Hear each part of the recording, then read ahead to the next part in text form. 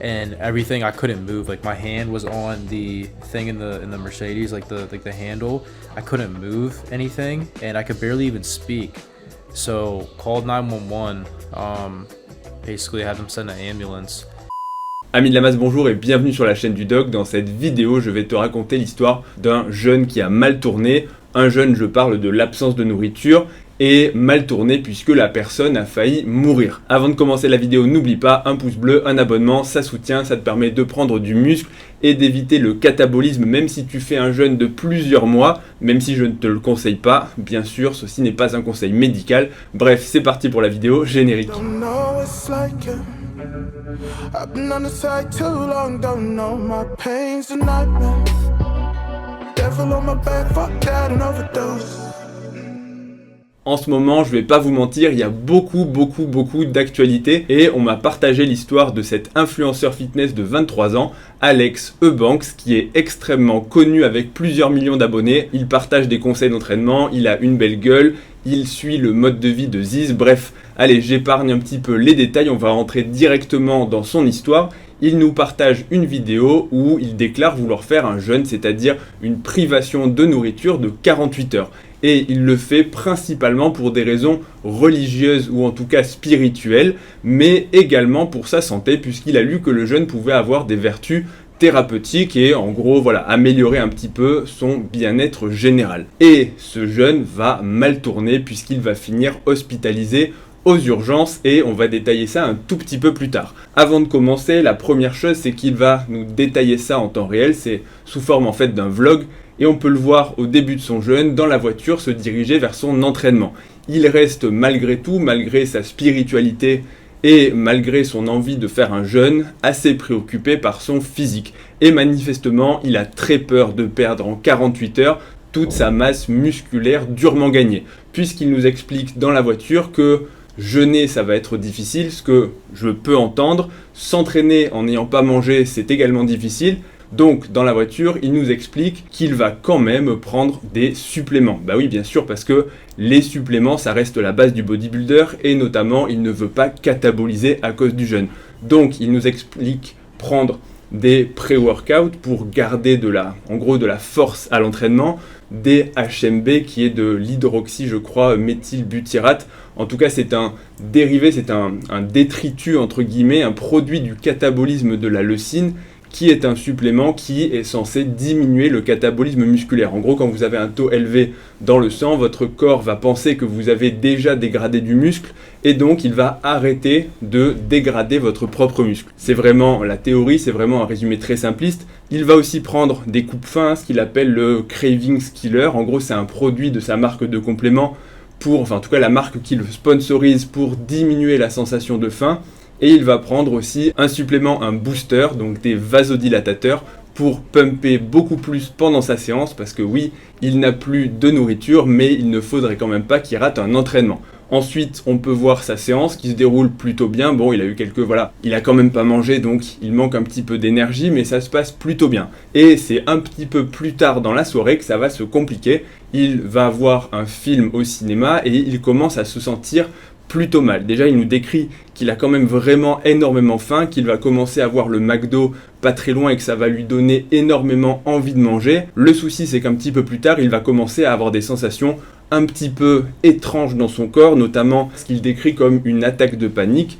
Et il nous explique être sujet à l'anxiété et avoir déjà fait ce type d'attaque de panique, mais jamais aussi marqué, avec des sensations bizarres qui vont survenir sur la totalité de ses membres, au niveau de ses jambes, au niveau de sa poitrine, qu'il va se sentir oppressé et très anxieux et avoir l'impression de mourir. Il nous dit même qu'il va prier Dieu et essayer de se repentir puisqu'il était persuadé qu'il allait mourir imminemment. Et devant tout ça et ces symptômes qui vont continuer de s'aggraver, il va se sentir de plus en plus mal. Il va appeler l'équivalent du SAMU, donc le 911, qui va envoyer une ambulance pour le prendre en charge dans un brancard, il l'explique, jusqu'au niveau des urgences, où il va avoir un petit bilan, une prise de sang, une prise de constante, etc.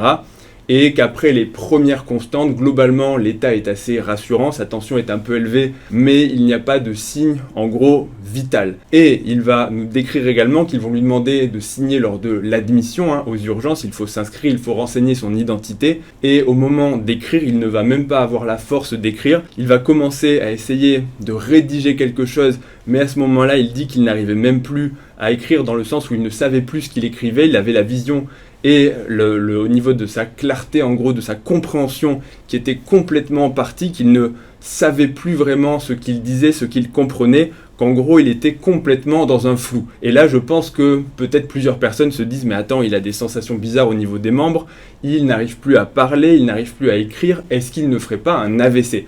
Et c'est effectivement un des diagnostics qu'il faut évoquer devant ce genre de tableau, mais là il y a quand même des choses qui ne collent pas. L'AVC, pour rappel, c'est une maladie cérébrale qui touche en général une artère ou en tout cas un territoire au niveau cérébral. Soit vous bouchez une artère qui vascularise une partie du cerveau, et chaque partie du cerveau est responsable de certaines commandes. Il y a la zone de la parole, la zone de la motricité, la zone de la sensibilité, la zone de...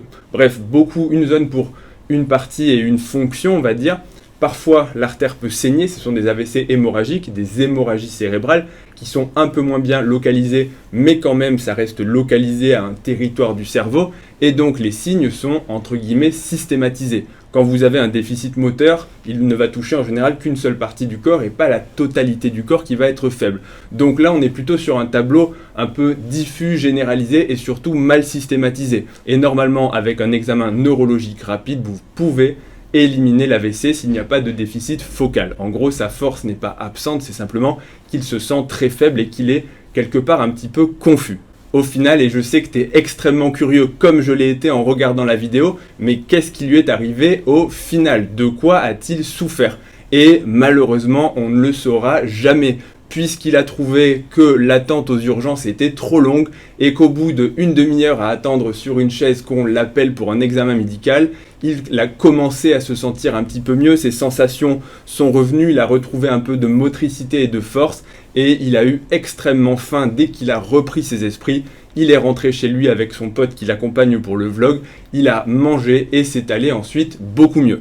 Donc, on n'aura pas de verdict définitif, mais qu'est-ce qui a pu lui arriver? Et beaucoup de personnes dans les commentaires ont dit « mais c'est évident, c'est une hypoglycémie quand le sucre dans le sang devient bas, causée par le jeûne chez une personne qui a épuisé ses stocks de glycogène, c'est-à-dire les réserves de sucre de l'organisme, puisqu'il s'entraîne, il a arrêté de manger. Et effectivement, l'hypoglycémie est une maladie qui peut mimer un petit peu tout et donner notamment de la confusion et des signes neurologiques.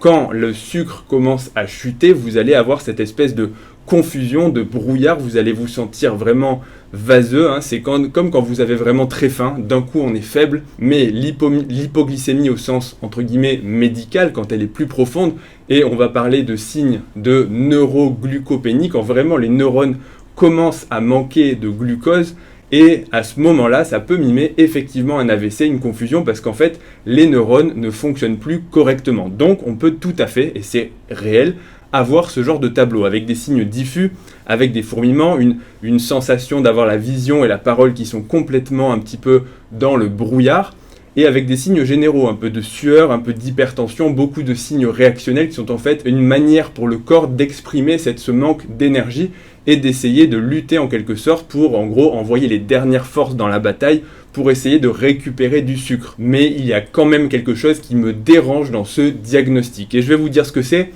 qu'il a commencé son jeûne il y a moins de 24 heures et pour arriver à vider ses réserves de glycogène chez une personne jeune en bonne santé et qui mangeait normalement jusque-là et surtout, comme on peut le voir dans le reste de son profil, qu'il est en prise de masse, c'est-à-dire que jusque-là il mangeait beaucoup et donc il apportait beaucoup de glucides et d'énergie à son organisme, il n'y a aucune raison qu'il fasse une hypoglycémie qui est profonde.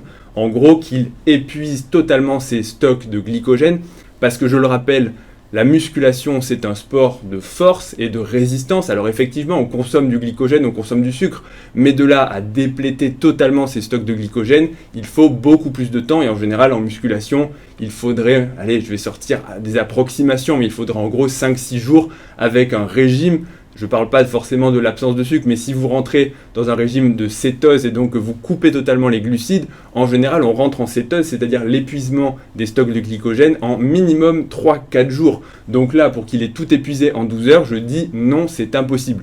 Maintenant, ça ne veut pas dire que sans avoir épuisé ses stocks de glycogène, il n'ait pas fait une petite hypoglycémie, un petit peu cognée, favorisée peut-être par une crise d'angoisse, hein, si tu sens que tu es sujet à l'anxiété, que tu as faim, que tu as fait une grosse séance de sport, que ton corps se ralentit un petit peu et que tu n'as pas d'énergie, tu peux avoir une espèce de, entre guillemets, mauvaise réaction et faire une hypoglycémie un peu poussée. Mais je reste un petit peu dubitatif devant ce diagnostic, parce que pour avoir ce genre de symptômes, il faut quand même avoir une hypoglycémie. Pour vous donner des chiffres, hein, en général, il faut être en dessous de 0,6 g par litre de sang de glycémie pour commencer à avoir ce genre de symptômes. Et en général, même 0,6, c'est la limite. Alors bien sûr, voilà, parfois on peut avoir un petit peu faim ou autre, mais on ne va pas aux urgences et ce ne sont pas des symptômes qui durent aussi longtemps, 1 à 2 heures. Donc, j'ai investigué un petit peu quand même pour essayer de comprendre qu'est-ce qui avait pu causer ça. Et je suis arrivé aux conclusions suivantes, c'est que probablement que les suppléments qu'il a pris, ils sont pour quelque chose. La première chose, il nous a parlé, et ça, dès le début de la vidéo, j'avais fait tilt, je m'étais dit, attention mon coco, il avait parlé de pré-workout et d'un stimulant qui contient des vasodilatateurs. Le souci parfois, c'est que quand on manque un petit peu d'énergie, la vasodilatation peut conduire à de l'hypotension. L'hypotension, ça veut dire que les vaisseaux vont se dilater, la tension artérielle va chuter par cette dilatation des vaisseaux et cette chute du tonus vasculaire qui est censé maintenir la pression. Et si votre pression chute, ça peut accentuer des symptômes un petit peu de malaise vagal, c'est-à-dire de se sentir un peu vaseux, un peu fatigué, un peu faible, et potentiellement causer ce genre de symptômes. Mais là encore, j'étais que partiellement convaincu, même si ça a pu favoriser. Et il y a autre chose dans lequel je suis tombé, il nous vante les bénéfices, en gros les effets d'un supplément qui est le meilleur pré-workout, et donc qu'il a très probablement consommé vu son profil.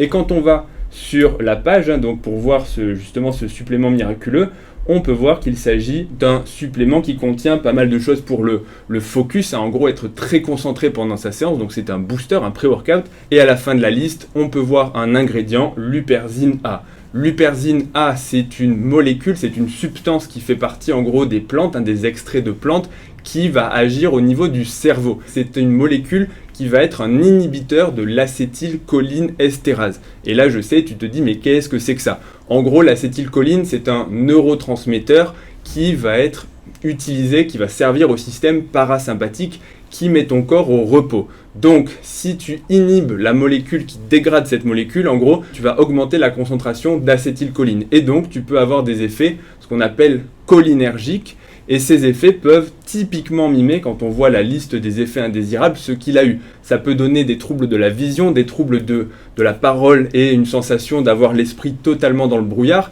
Ça peut donner une hypertension et effectivement, et ça n'allait pas dans le malaise vagal, c'est que quand il est allé aux urgences, il a dit « ma tension artérielle était élevée ». Et donc ça, c'est très probablement lié à cette molécule et à cet effet. Et également des sensations de douleur, de crampes, de fasciculation au niveau des muscles avec des sensations aux extrémités. Donc mon diagnostic de brillant médecin, alors je peux me tromper, mais c'est que c'est probablement cette molécule qui lui a fait faire une mauvaise réaction. Il peut alors combiner probablement au jeûne, au fait qu'il n'a pas mangé, et donc que l'absorption de tout ce type de molécules va être modifiée, hein, c'est ce qu'on appelle la pharmacocinétique. Si vous avez le ventre vide, certaines molécules vont être absorbées plus vite et faire un pic beaucoup plus vite que quand vous les consommez avec un repas. Dans d'autres cas, c'est l'inverse, le fait de les manger à jeun va au contraire ralentir l'absorption, pour peu qu'en plus il ait un peu de crise d'angoisse, qu'il ait effectivement une petite composante quand même d'hypoglycémie. Le tout va faire un espèce d'effet boule de neige, mélanger des symptômes de différentes sources, un petit peu d'hypoglycémie, un petit peu de syndrome en gros cholinergique, un petit peu de crise d'angoisse qui va bien sûr accentuer tout ça si c'est une personne qui est très stressée et qui de base a un peu peur de mourir et fait de temps en temps des crises d'angoisse. Donc voilà mon diagnostic. C'est vraiment dommage qu'il n'ait pas attendu d'être examiné parce que quand même on passe d'une personne qui se dit je vais mourir, j'appelle le SAMU immédiatement, et une fois aux urgences, quand même il faut attendre une demi-heure, ça va un petit peu mieux, je rentre chez moi. Et ça c'est dommage parce qu'on le voit vraiment trop souvent aux urgences ici, des gens « ah j'ai mal dans la poitrine », et puis dès que ça va mieux, quand même il faut attendre, hein, les médecins ils sont longs, qu'est-ce qu'ils foutent? Donc ils partent des urgences. Alors dans un sens, tant mieux, ça te désengorge, mais voilà, il faut à un moment être un petit peu logique. Si tu as vraiment un peu peur pour ta santé, attends au moins d'avoir un examen médical et les résultats des examens. Bon, bref, je vais arrêter de juger là-dessus, mais tout ça pour vous dire que si vous faites un jeûne, c'est très bien, et je pense que ça peut être une bonne chose de le faire, quelles qu'en soient les raisons, religieuses, pour la santé ou autre, pourquoi pas. Mais faites attention à ce que vous prenez et ne prenez pas n'importe quel type de supplément parce qu'il fait la promotion de ces suppléments mais je pense qu'il n'a aucune idée de ce que ça contient. Simplement on a dû lui donner un code promo et donc il dit voilà les gars prenez ce supplément c'est le meilleur mais au final je pense que cet extrait d'Huperzine A il n'a même pas la moindre idée de ce que c'est. Je pense qu'il n'aura jamais fait le rapprochement et que c'est probablement ça qui a accentué ces symptômes. Et dernière chose, si vous faites un jeûne de 24 heures, vous n'allez pas perdre vos muscles, soyez rassurés, ça survient beaucoup plus lentement, heureusement. Bref, c'est la fin de cette vidéo, j'espère que ça vous aura plu, que ça aura commenté une petite actualité vraiment capitale dans vos vies, c'est vraiment la news de l'été, ce reportage, ce vlog. Donc n'hésitez pas à mettre des pouces bleus pour mon implication d'essayer de traiter toujours plus de sujets. N'oubliez pas non plus de vous abonner à la chaîne pour ne rien rater des prochaines vidéos et des sujets passionnants comme celui-ci. Retrouvez-moi aussi sur Instagram ledoc.pm, sur TikTok aussi. Et je te dis à bientôt pour la prochaine vidéo. Salut!